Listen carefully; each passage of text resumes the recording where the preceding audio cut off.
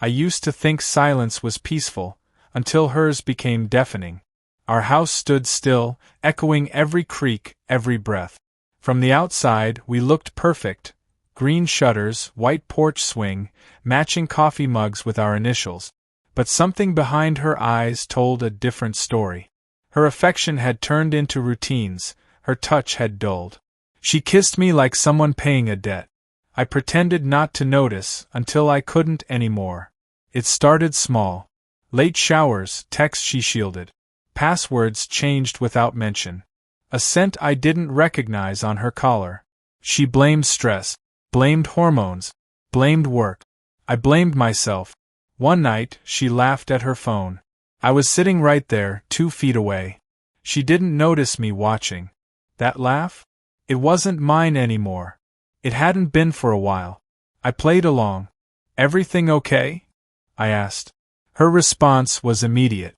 "Just Sarah." She sent me a stupid meme. I smiled. But Sarah moved to Portland 6 months ago. They barely talked. The next morning, I followed my instincts, and her car.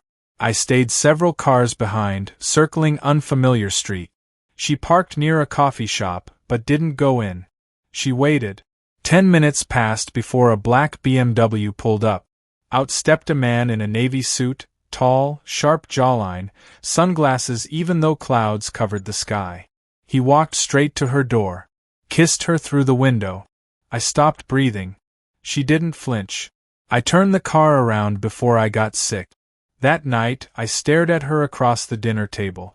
She talked about cleaning the guest room. I nodded. She mentioned needing new bedsheets. I offered to pick some up. She never asked where I went. She didn't care. I couldn't confront her, not yet. I needed more. Concrete proof. Not just hunches and lipstick I didn't recognize. I installed a program. Synced her phone. Every text, every call, every emoji, mine now. I watched her lies bloom like roses from rot. I can't stop thinking about yesterday. "You felt so good. Same place next week?" The messages weren't even hidden. Just labeled under Vera. Her handwriting was on the mirror that morning. "Be spontaneous today." I wonder if she told him that too. I couldn't tell my friends. Couldn't tell family. Pride chained my tongue. So, I waited. I observed. The breaking point came a week later. I told her I was going to San Diego for a digital marketing conference. She smiled too wide. Her hand brushed my arm. I hadn't felt that in months. Now I knew why. She was thrilled.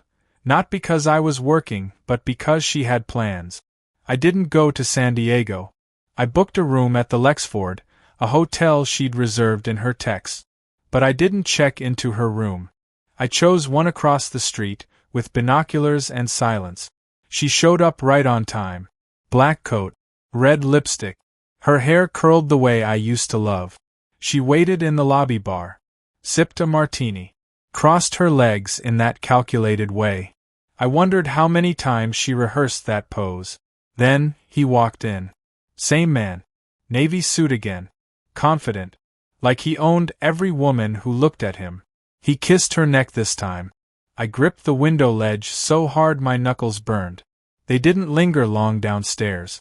I watched them ride the elevator together, her giggling, him pressing her against the mirrored wall. My throat burned with bile. But I didn't move. I didn't storm over.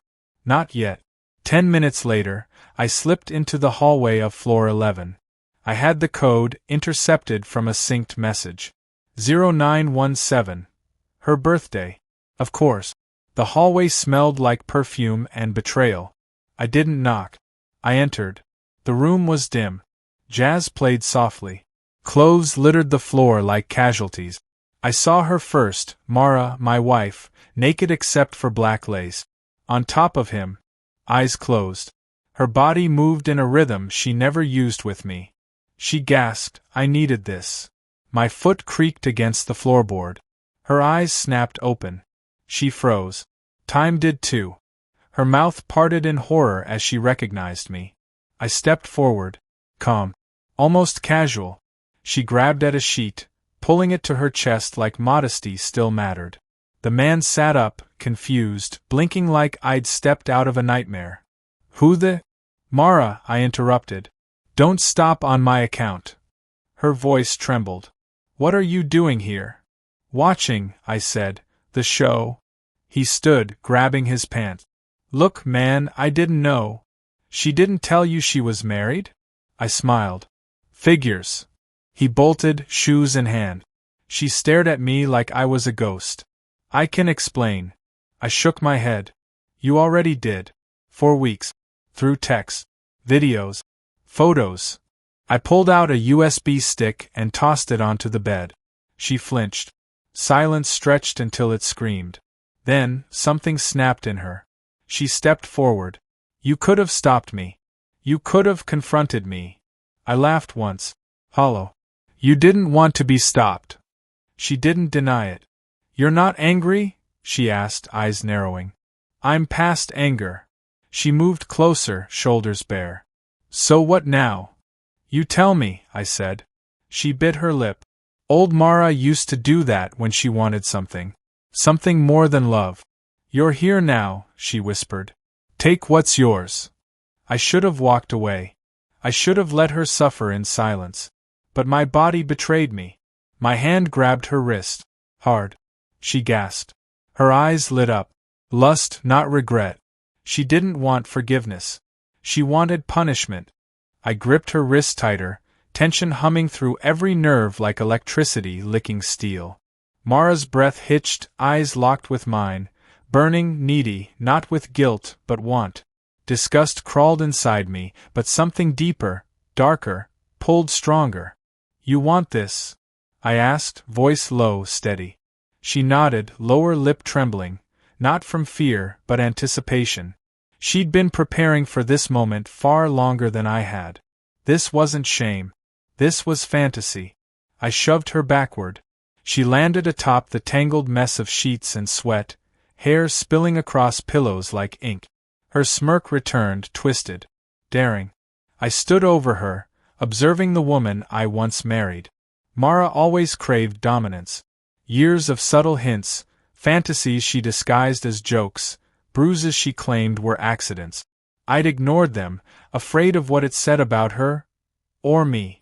But now, the mask had been ripped clean off.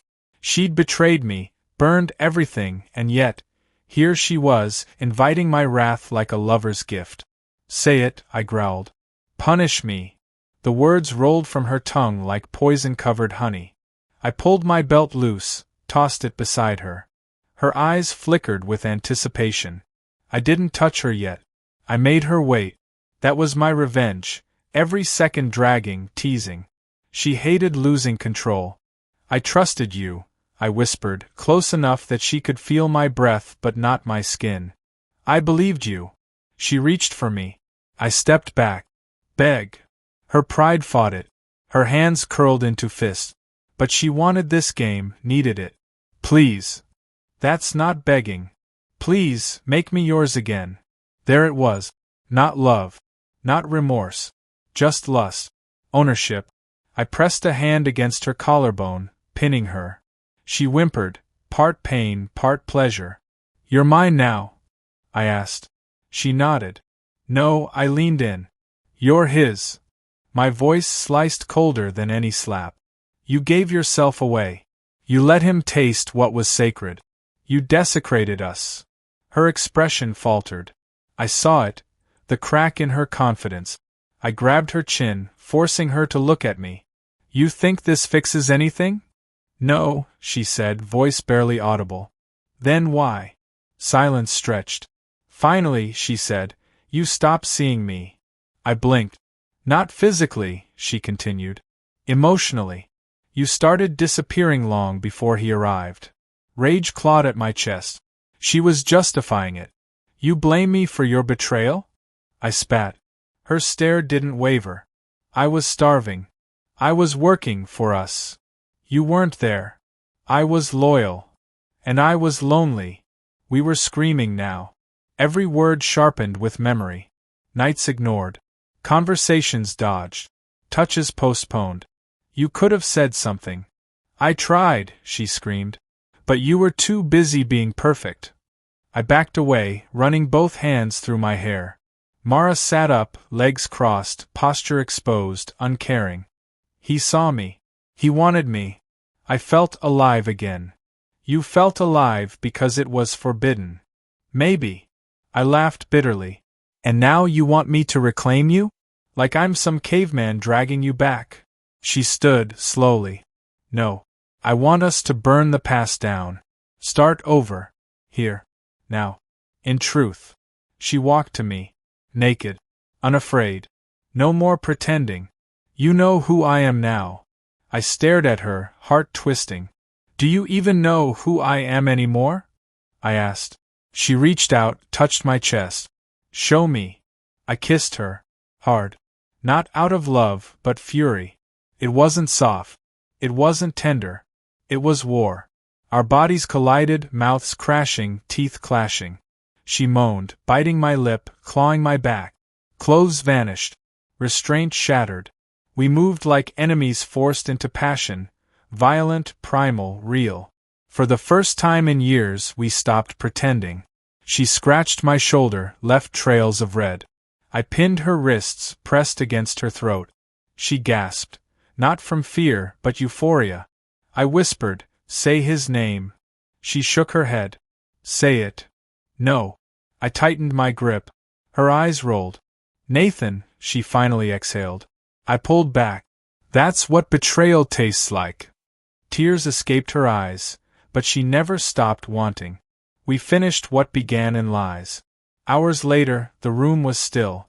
Her back against the headboard, my body across the edge of the bed, heart pounding. Mara lit a cigarette. That was unforgivable, I offered. Addictive, she said instead. You think this fixes us? No. But it breaks something. That's the first step. I shook my head. You're so sure of yourself. She exhaled smoke, eyes lost in shadows. I'm sure we're broken. I'm not sure where we go. I stood, pulling on pants. We don't go anywhere. Her voice cracked. You're leaving. I should have left the moment I saw you on top of him. Then why didn't you? Because I needed to see how far gone we were. And now, I looked her in the eyes. Now I know. Back in the hallway, I didn't cry. My hands shook, yes. My chest burned, sure. But no tears came. I left her there, naked, tangled in our twisted moment, still believing what we had could be salvaged through lust. She never understood. It wasn't the sex that broke us. It was the silence before it. The following morning, sunlight bled through dusty blinds like judgment. I stared at the ceiling fan as it spun lazily, its rhythm slower than my thoughts. Each rotation whispered names, memories, lies. My phone buzzed, once, then silence. I didn't need to check. It would be her. After last night, I expected emptiness. What I felt instead was chaos. Not anger, not sorrow, just a strange void. As if my soul had quietly packed its things and vacated overnight, leaving nothing but shadows. I dressed slowly, careful not to make noise, as though the walls were listening. My reflection in the mirror looked foreign. Jaw clenched, eyes colder. I resembled someone else, someone I didn't recognize. Or maybe someone I had hidden long ago. Mara texted again. We need to talk. Then again. I meant everything. And again. I don't want to lose you. Funny, considering she'd already given me away. I didn't respond. Instead, I drove. Nowhere specific, just away. Past grocery stores, parks, places we once laughed. My hands gripped the steering wheel like a lifeline. I could still taste her, feel her fingernails, remember her voice moaning another man's name in my ear because I asked her to. Twisted, right? It wasn't about pleasure anymore. It was about power, pain, control. That's what she wanted. And I gave it. I found myself parked outside a bar I hadn't visited in years. Dim lighting. Whiskey-stained floorboards. A jukebox humming something old and aching. I ordered scotch neat, drank it fast, then another. That's when she walked in. Not Mara. Someone else. Someone dangerous. Her name was Celeste. Not a name you forget. Like thunder during snowfall. Unexpected, thrilling. She wore confidence like silk. Tight jeans, leather jacket, boots that clicked in rhythm with heartbreak songs. She sat 2 stools over. Ordered tequila without lime. No hesitation. Our eyes met once. She smiled. I should have looked away. I didn't. She raised her glass. Rough day. I laughed. Something like that. Wife, she guessed. I nodded. Mine too, she said, then paused. Well, divorced. Burned that bridge with gasoline. We clinked glasses. Somehow, her bitterness felt like an invitation. Conversation flowed like old bourbon, warm, slightly dangerous. Celeste told me about her marriage. About betrayal. How her husband had a second phone. A second life. A woman named Kendra who sent photos with her tongue out like a child begging for candy. She found them one night. Printed them. Left them on the bed with her wedding ring. I didn't even scream, she said. That scared him more. She was fierce, magnetic, unapologetic. Everything Mara wasn't, at least not anymore. When she touched my arm, it didn't feel like seduction. It felt like alliance. "Want to get out of here?" she asked. I didn't hesitate. Back at her loft, things moved fast. Clothes scattered. Words vanished. Our bodies weren't gentle. She kissed like she had something to prove. Maybe I did too. But something shifted midway. She stopped. Pulled back. Eyes searching. "You're thinking about her," she said. I sat up. "No. You are." Silence. "Does she know you're here?" she asked. "She doesn't even know who I am anymore." Celeste reached for a cigarette. "So she cheated?" "Yeah. And you stayed." I needed answers. "Did you get any?" I shrugged. "Just more questions." She smiled sadly. "You don't want revenge. You want meaning." I exhaled. "Same thing sometimes." She stood, stretched, walked to the window. "You'll go back." "No. You will. We always go back to our ruin." Days passed. I didn't return home. I checked into a hotel under a fake name, ignored every call from Mara. She sent photos. Her in our bed, her on the porch swing, her holding my hoodie like it meant something. Then she sent a voice message. "I miss your voice. I miss us." Played over and over. I should have deleted it. I didn't. Then came the email. From Nathan. Subject, "Let's talk." Man to man. It was brief. I didn't know she was married. She lied to me too. I'm not reaching out to apologize. I'm reaching out because she's not done. She's texting me. Calling. Telling me it wasn't real. That you don't matter. Thought you should know. You deserve better. I stared at the screen, heat rising. Mara, even after everything, was still trying to keep her backup plan warm. She hadn't changed. She'd simply paused. I emailed back. "Thanks. You're right. I do." I finally went home. The porch light flickered. Her car in the driveway. Curtains drawn. I entered quietly. Mara sat at the kitchen table, candle flickering between us, eyes wide. "You came back. For answers." She stood. "I made mistakes. Still making them." Her brow furrowed. "Nathan emailed me," I said.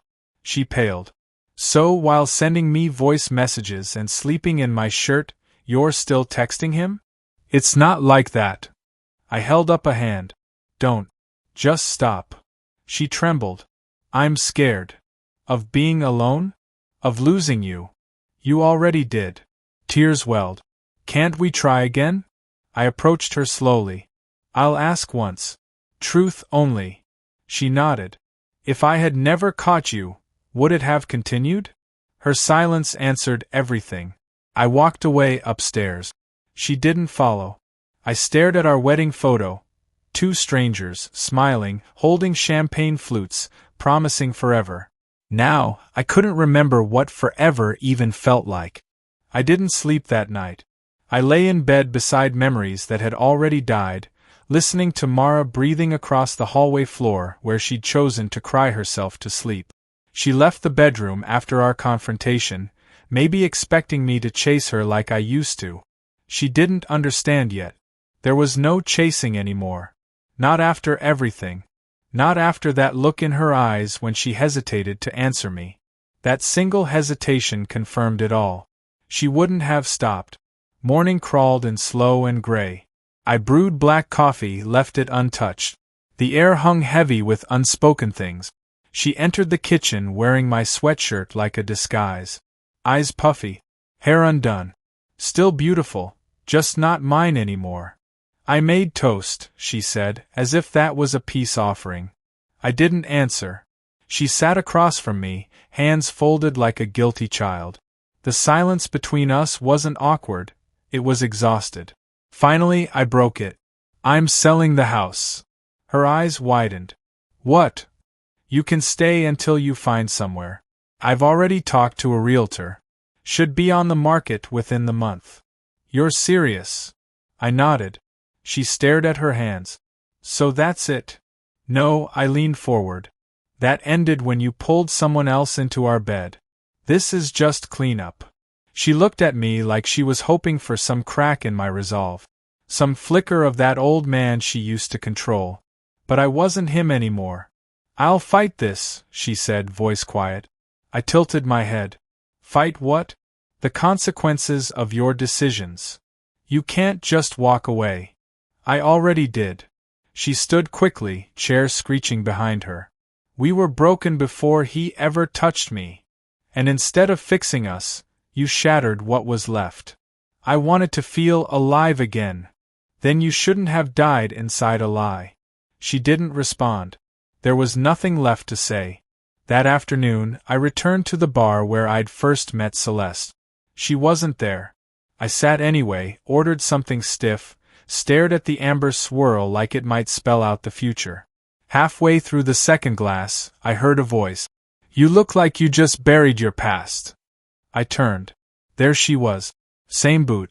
Same fire in her eyes. Same scent of storms and cigarettes. I did, I said.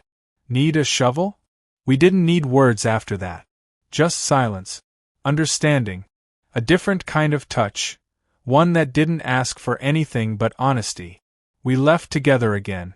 But this time wasn't about escape. It was about choosing something real. Weeks passed. The house sold faster than I expected.